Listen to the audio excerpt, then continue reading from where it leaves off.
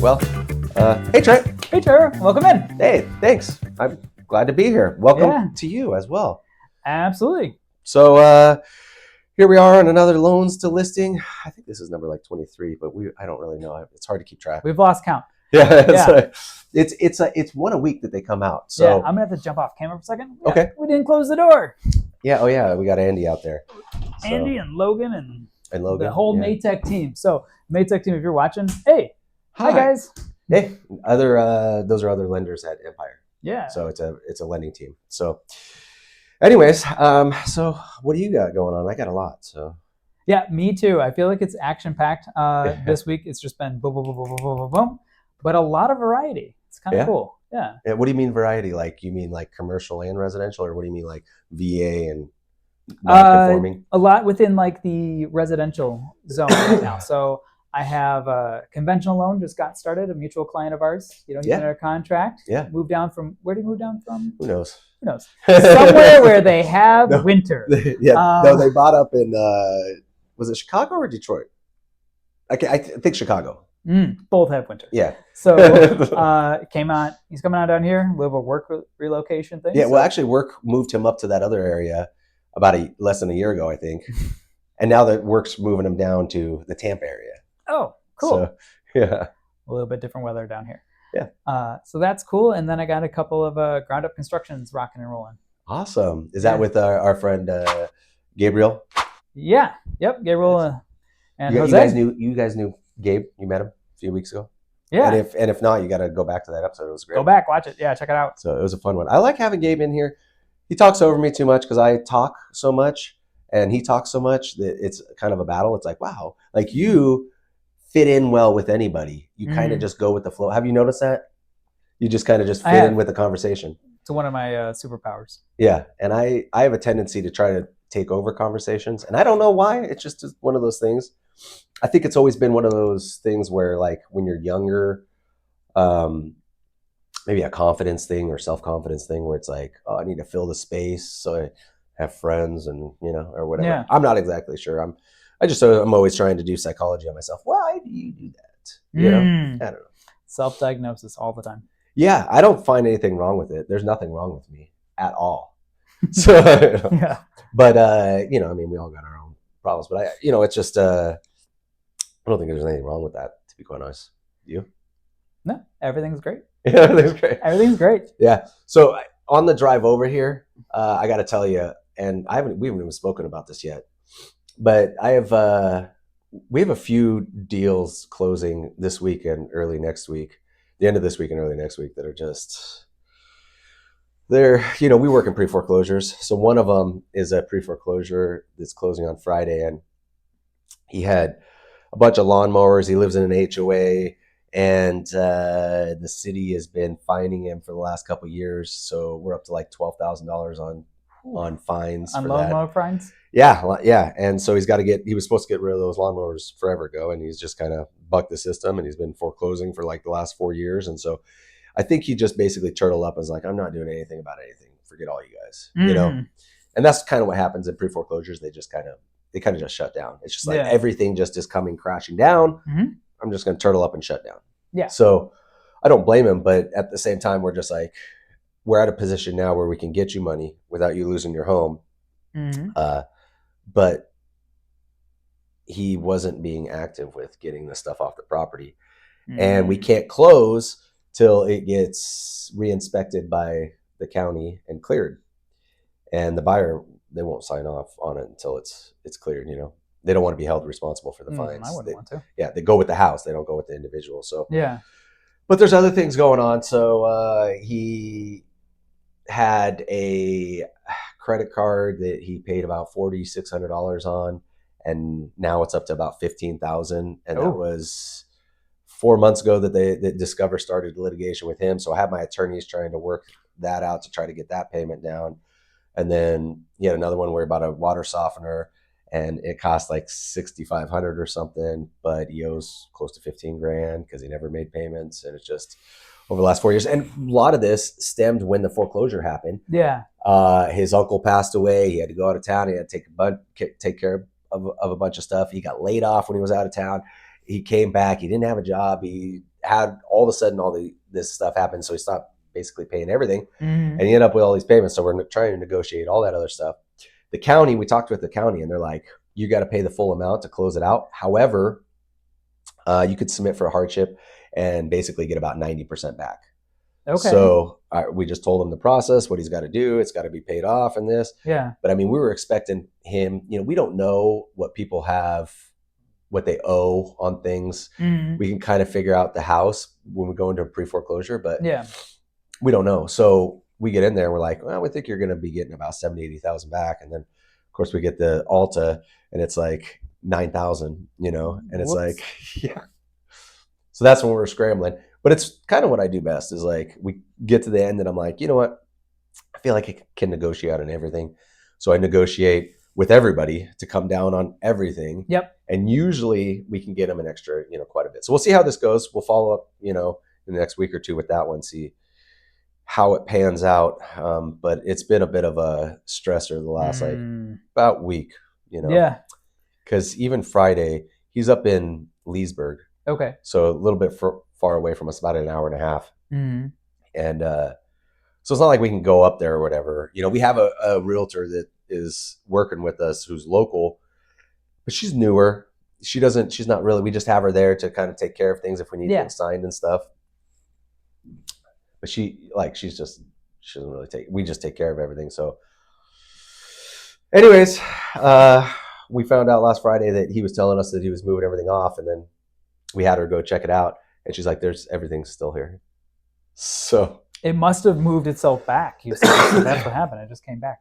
Yeah, we're just being lied to. So anyways, we basically had to come to Jesus moment with him. And was like, you're going to get nothing. It's going to come down to it. It's going to go to auction. You're going to get nothing if we don't do something about it right now. Yeah. And so he took care of it over the weekend. He got his church together. They helped him carry a bunch of stuff off and whatnot. Yeah. So we got that going for us, but I'll let you know how that turns out. But then in addition, we had this $1 million listing that is supposed to close next Tuesday. Everything's going great. The appraisal was due back last Friday. And then yesterday, we scheduled the final walkthrough, which they're going to do a little bit early because the buyer's going to be out of town towards the weekend and early next week when it closes.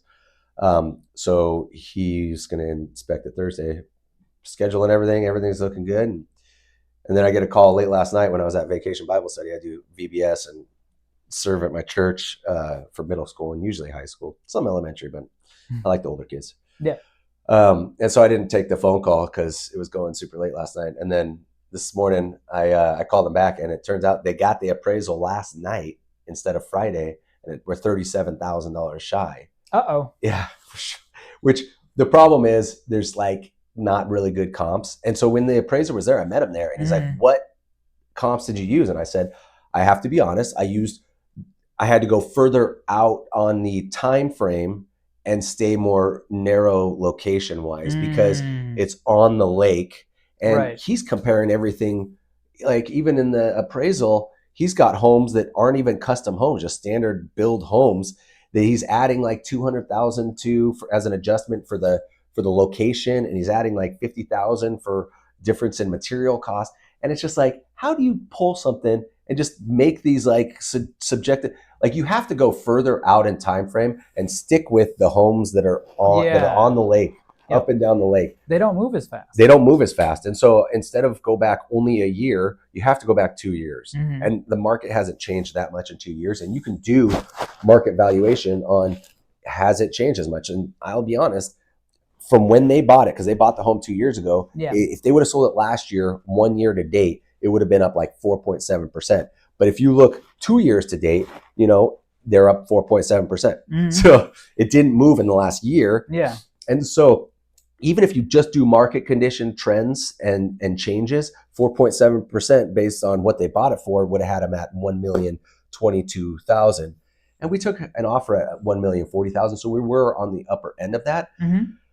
However, you take into all the other houses that sold in the last 2 years, it doesn't make any sense. This street is the lowest price one homes out of all of the other custom homes that have sold on the houses. So for me, it doesn't make any sense. And Yeah. even the buyer's agent, he's been in real estate for 21 years too, and he's like, I don't understand these comps. I don't understand. Yeah. He's like, I don't even know how to really fight this thing because we have to basically, now what you have to do is you have to go back and kind of argue the comps, have him readjust or relook at it, and you have to give justification. And the crazy thing is, we're not supposed to talk to him, or make those Right. type of there's barriers. there's with barriers.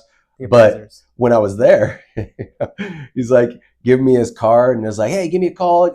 If you work with investors, like, because I have an investor that on the short sales that he'll have an appraisal done beforehand. And I was like, sure, I'd love to send you some business or whatever. So he gives me his card and stuff. And then he does this, and I'm like, well, I would never use you. And now I want to call you because I have your card and you asked, but I can't even call you on this. And it's ridiculous. And if these are the type of comps that you're going to use, why would I ever use you again? Like, this is right. So what are you doing on it? We're figuring it out. I sent some other comps to the buyer's agent. We got to kind of put in what's that form called where you recertification of value. It's ROV. Yeah, ROV. Something of value. So yeah. Something reclarification. I don't remember what they are. Yeah, I don't remember what. Okay, but anyways, so we got to do one of those, and it's just basically, I don't even know. Like, I'm with the buyer's agent. I'm just gonna have to submit different comps and be like, I disagree. I don't think you can use those comps, even though they're 3-4 months ago. It's a home that is not a custom built home. It's a standard track home built in a regular. One of them was on a pond. We're on a big lake. Big difference. Yeah, where we can have a dock and have a boat and stuff. You can't on the pond. Right. And I'm just like, I don't even know what the heck we're comparing here. It was just So it's hard because now you have to, because they want it within a certain range and time frame. So like there's other things available. You're supposed to use that, but like if they don't actually match, did he charge extra for the appraisal? I don't think so. In fact, it was due last Friday. I mean, not that you would know. He did it like 2-3 weeks ago. So it was like, what took so long to get it out? Obviously, he was struggling getting comps. Yeah. Which I was too at the time. But the thing is, that's why I told him I had to stay more like on the location and make sure, because they're the only homes that match each other, and then go a little bit further in time frame, and then you got to adjust for market conditions and stuff. But that makes more sense to me than pulling comps out of areas that don't match and just coming up with subjective. Oh, it would be about $200,000 more if it was on the water. It's like, how did you get that? He's probably trying to play with two different sets of rules. Like, okay, I'm supposed to have within 6 months if possible. Yeah. Within a mile or less. Yeah, but I had one over, but this was about a year ago, and it was over in, was it in Indian Harbor, Satellite Beach, somewhere over there? And it was a little subdivision that was in the middle of all these homes that didn't match the subdivision. Yeah. And so when I was doing comps for it, I was pulling kind of everywhere, and I was making adjustments, same as this guy, sticking within like 3 or 4 months. It was a very fast market. I'm like, okay, the market's changing so quick. Right now we're in a really slow market. But when I'm thinking a fast market, we can pull stuff out of the subdivision. He went only in the subdivision. He went out as far as 2 years. And when he did that, I was like, wow, 2 years on this fast-paced market. I didn't agree with that in that situation. Right. However, I'm looking around. I'm like, I could see where he did that, because this is a little tiny subdivision. He's like, I have to stay in the subdivision, only compare within the subdivision. I'm like, okay, that makes sense. But he's willing to go 2 years out. Whatever. It helps a little bit. It made more sense than what this guy's doing, which is pulling comps that don't even match it. Right. Don't even look the same, or So, anyways, everything's subjective with appraisers, and which way are we appraising homes now? How are we appraising homes? Like, what are we doing here? Like, I don't know how one person could do something so differently than somebody else, and then it just, it creates issues. And We had so many showings on this house. We had 4 offers. This was the 4th offer, and it was the best offer. A couple of the other ones had contingencies of home sales, so don't want to get into that. Yeah, I mean, we were only 3 weeks on the market, so it's like my clients are like, we don't want to accept one of those quite yet. Yeah, I'm like, that's smart. Let's stay on the market. Let's find a better better terms. So, and a better price. But now we're having issues, so we're having to deal with that. So, jeez, so this has been my week in real estate. Good times. So yeah, have you been solving any problems? Because I know you're the problem solver. Well, not too many. Like lately, I've been just kind of. What did I do last week? Sometimes you have just weeks you're like, okay, what happened? Right. This week has been more like yesterday was like a team meeting, and then like I had a broker's open that I went to, so like I was all like tied up, like last week and all that. But start to help some of the team members like solve the issues. Some things you run into is that like lenders will put out like their guidelines for us, and then you get a loan in process, and they find out that just because you got a rate and like terms doesn't mean that matches the guidelines, because there's different investors. So like one of the members of my team, she's having an issue with a bank statement loan. She has somebody's living rent free, which I guess bank statement loans really don't like that as much unless you're putting 20% down. He wants to do 15% down, and we submitted it, and they're like, yeah, we'll accept it. But then found out that particular investor that it was giving the pricing doesn't like living rent free. So it's just weird because like you see rates with lenders, but they're backed by different investors, and each of those investors might have an overlay. So it's the same product, but they go, hey, we have this rule. If you're going to do 15% down, we have this rule. If you're going to do 20% down, we don't have that rule. So it's their own risk threshold, because they're privatized investors that buy the mortgage-backed securities. And you don't find out about these, obviously, because you can't just research every little thing until you actually get into it. Right. And that was the struggle, and I was kind of explaining to her, because she's new to brokering. And then what happened is she hit wall after wall after wall. So now we're trying one more thing on it to try and fix it. But like, you don't really find out some of the stuff until underwriting. And she's like, this is my first bank statement loan. I'm like, yeah, even me who's done bank statement loans, I didn't know that this was a thing with that investor. Like if I submit it to underwriting and they look at it, their job is to make sure that it fits the guidelines, right? Well, I don't know that they're reviewing that investor's guidelines, and it's not always there. Now, some lenders are better. They'll be like, we have 4 different things, like UWM. They'll have, they do a color scheme. They're like, we have bank statement loans in yellow, bank statement loans in blue. So if your bank statement blue, you can read those guidelines very clearly. So they do a good job of that. Another lender will say, hey, we have 5 different programs, and it kind of breaks it down like, hey, you'll fit into these. Now, their quick pricer engine, which is how you can kind of price out the rates with them directly, takes and has a nice breakdown on that. It'll say, hey, if you check the box, living rent free, it won't include that product. So they'll sort it for you. Yeah, I like which is good, but other ones do not. They just go, yeah, 15% down, bring it over. Yeah. Underwriting goes, nope. So like, okay. I feel like that's the bait and switch. Yeah, well, it feels like it too. And so she ran to a different lender. We started at one and then went to a different one. And then they're like, we don't like these, are all cash deposits. Well, it's based on his business. So like, all right. So we went to another lender that said they would accept it. But then for whatever reason, they don't allow for the down payment to be paid by gift funds for a first-time home buyer. And I'm like, aren't those the ones who need the most help? Right. That's usually the ones that are asking for it and everything. Yeah. So they don't allow a gift for down payment. So now we had to go back to the other person and just see if we can add a co-borrower. So the gift was going to take you to 20%, or what? No, the gift was just for the 15. Like the 20% is just out of reach on this one. Okay. So that's the issue too. If we could go to 20, that would solve it. But because it would open up more options, even with the same lender it's currently at. So trying to figure that all out has been crazy. But that's some of the problems you run into. Yeah. But you just don't know until you get into underwriting, because they're the ones that will tell you the details on it. I mean, everything's to prevent what they used to call loose lending or whatever.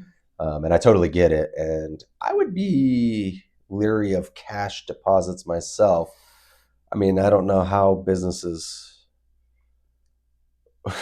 work that way. Yeah. So Well, it must be something specific that I just don't know about, some sort of catering business or DJ or something where he's making a lot of tips or something. it has to do with selling gold Oh, okay. to people that make grills.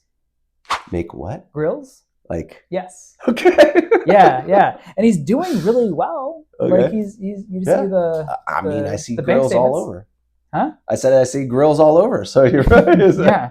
So I think that's just part of it. You take it there and they give cash, And so he's doing really well, and he has other friends that do this too. So like I'm really trying to help him figure it out because I'm like they want to buy houses too. Yeah. So, but we have to create a blueprint on how to do this properly. All right, you have to season your money here, so that otherwise they're going to ask this. You need receipts for this many transactions, to get around it. Now, the one lender allows for the cash deposits, which is great. Yeah. But going back to that, it's kind of loose in my opinion. I'm like, well, how do you know what this is backed by? Right. Like, well, and some of it might be from the business, and some of them might be from drugs. Yeah. It's like, well, that's where the whole anti-money laundering clause. Right. People are always asking, why do you need me to source this deposit? I need to make sure that terrorists didn't give you the money. Right. Yeah. Anti-money laundering. It's a huge issue. It is a huge issue. It's kind of funny because we almost kind of just bypass it without even a thought for the most time. But it is like you can't have that stuff. You can't have straw purchases. You can't have anything where it's like weird and you can't track what's going on. Mm-hmm. Well, and the other side too is that it's like people who keep cash. Yeah. And it's fine if you want to use cash purchases for things, but know that you have to get that in the bank 2 months before you want to use it, because otherwise there's questions on it. And you'll be like, where did this get deposited from? And then things have to match. I had one time a client took $6,000 out of her boyfriend's account and then deposited $5,000 into her account. And kept $1,000 cash. And now the underwriter's like, it doesn't match. Right. And I'm like, well, we can do a letter of explanation. Here you can see it leaving this account. Here's how much went in. She just likes having cash in her pocket. So it can cause issues too. So really, wow. The closer you get to purchasing, tighten up your books, essentially. Yeah. I mean, that's a good statement. I mean, it is something I always, maybe, I don't know if it's because I have my mortgage license, but I try to always talk to people about that type of stuff from the get-go, because one of the first things we have to have them sign is a wire fraud thing. And then it kind of just goes into lending and stuff, because it starts out with like, I'm never going to ask you for money. Okay. Yeah. The title company is the only one that will request. And I would suggest that you call them on the phone while you're doing it, Yeah. And all that stuff. But then it goes into lending type stuff. When you get into lending, this is what to expect. This is what you got to do. And, because I feel like we always have, you have to prep, because people are, when they're going through these huge life situations, they don't hear everything, and so, they don't. You might have told them twice, and then they get to me, and it's like, I'll mention the same thing you mentioned, but they have no clue because they heard the first two parts that you were saying, but they didn't catch that last part. There's just a lot of stuff to it. Yeah. There's a lot of steps because they tighten it up so much, and really it's a better system in place because it prevents crashes, prevents the loose lending that led to the fall of the industry, and then everybody lost like hundreds of $1,000s out of their home value. Yeah, let's prevent that. Yeah, we were kind of talking about that last week with I just don't think there's a crash coming, but no, I don't think so. It feels pretty busy, and it feels like yeah. If anything, you just have to go through like the motions, like where the market's at. You just take and say, hey, there's more of a buyer's market. We're in that, but it's not going to crash. Like sellers, they're dropping prices, they're giving concessions, but they're not going to suddenly be like, okay, I give up. I will sell my house for $100,000, and the next person goes for $100,000 less. The next person's like, I better do that too. Like I just don't see that happening. Yeah, I kind of felt like that with this listing, where it's like, is this appraiser trying to cut us back? Like keep us from like not showing as much, because they bought it for $980 2 years ago, and it just I get we're basically on an 8% increase, but we had so much interest, like I said, Like it was insane. Like, and I get that they don't price things off of interest. Yeah. But they should to some extent. Right. As long as you're within like a range. Yeah. I don't know. That's the other thing I don't like. I don't like single prices. Like we're all supposed to give our price opinion, and then it's a single price. It's not even a range. And it's like, how could you not put some sort of subjective?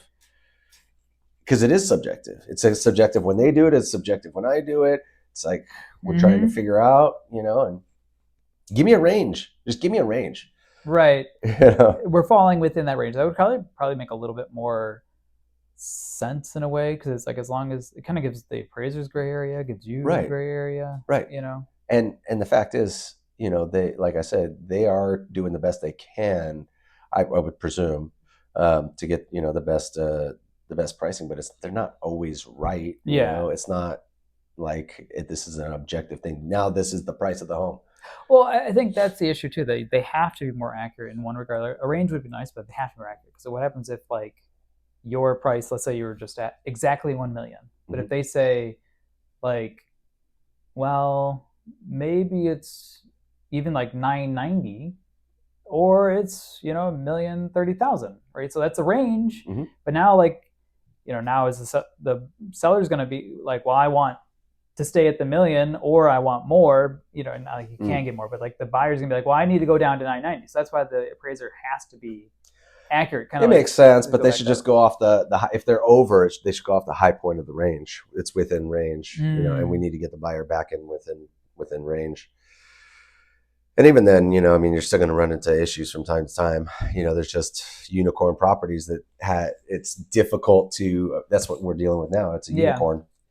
Everybody wanted it, and we can't get the price on it because it's not like anything else. You have so. Anyways, but that was all to say that we're above market. I don't think it's going to crash. There's still people buying. There's still people buying a slower rate, but in the market, the inventory is increasing slowly. But it is, and actually, the surprise in the last month or two, I think, has been the luxury market.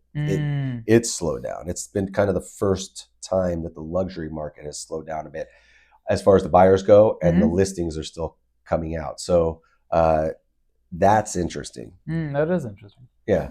But I do also think that that's the turning point in the cusp where those luxury buyers are eventually like, there's going to be a bottom, and those ones are eventually going to come out and get the good deals, because in a year or two, they're probably going to have to pay more. Yeah. Yep. So, but yeah, we'll see what happens on that. But hey, listen, I did notice that you had a mortgage con shirt. And so I'd be remiss without bringing that up. Yeah, so our sponsor, MortgageCon 2026, isn't just another mortgage conference. It's an immersive, high-octane adventure across Universal Orlando. With 40 plus exhibitors, this is where mortgage originators come to level up and let loose. Join the magic. Grab your ticket now at mortgagecon2026.com. This is not your average mortgage conference. We're not sitting in boring, little rooms. It is an experience. Yeah. And these are some of the most influential speakers. I can't list who is coming out for 2026, but I can tell you, like, we had such speakers as Jamie Miller, The Art of Conscious Communication. Yeah. We had Barry Habib come speak. We have a couple other people who are just really fantastic in the past, and we're going to replicate that and have more impactful speakers next time. And now they speak about, this is primarily for lenders. Primarily for lenders, but a lot of it can be applied to other areas, but it's definitely a mortgage conference. It's centered on mortgage. We're going to talk about mortgage business, but we're also going to have, there's a speaker last time, we talked about maybe a more empathetic approach, how to connect with clients in a better way, another one talked more about social media. Now, social media doesn't apply just to mortgage lenders, but that's what he kind of talked on, to do it that way, get business through that, as we're in a modern world. It's a great way. That's interesting. I think for me, I'd like a little bit more investment type knowledge and how to work. I don't work with enough investors, I think. And I think that's a missing piece in my business a little bit. So, but I think that would be interesting going there, because even some of the stuff you've mentioned. You didn't even go last year, and you've mentioned some of the stuff that. Yeah. There was a lot of good things last year. I didn't get to make it last year. This year I will. Me too. If there's any other. Oh, I need to buy my ticket. Exactly. Yeah. So Empire employees, you get a special discount until July 1st. You get it for just special pricing on that. After that, you go up to full pricing. Now, there's no excuse if you think you want to get your ticket, because we are using PayPal's system for financing. You can do up to 24 payments. Really? Yep. So there is no excuse. There is no excuse. So get your ticket now at the best price. And if you are the mortgage professional looking to get a ticket, mortgagecon2026.com is where you can find them. Awesome, man. Yeah, I mean, I hate to end on that note, but I did want to make sure we did. Yeah, absolutely. Because they are a sponsor, and it is a big thing, and I'm looking forward to it. I feel bad. I mean, this is the last year. I had no idea what I was getting into. Yeah. So, and then I saw the advertisements, but I didn't really know what it was until you really explained it. So, thanks for getting the hype out. Of course. So, absolutely. And we'll catch you in the next video. Thanks, Trent. See you in the next one. Thanks, Trevor. Yep.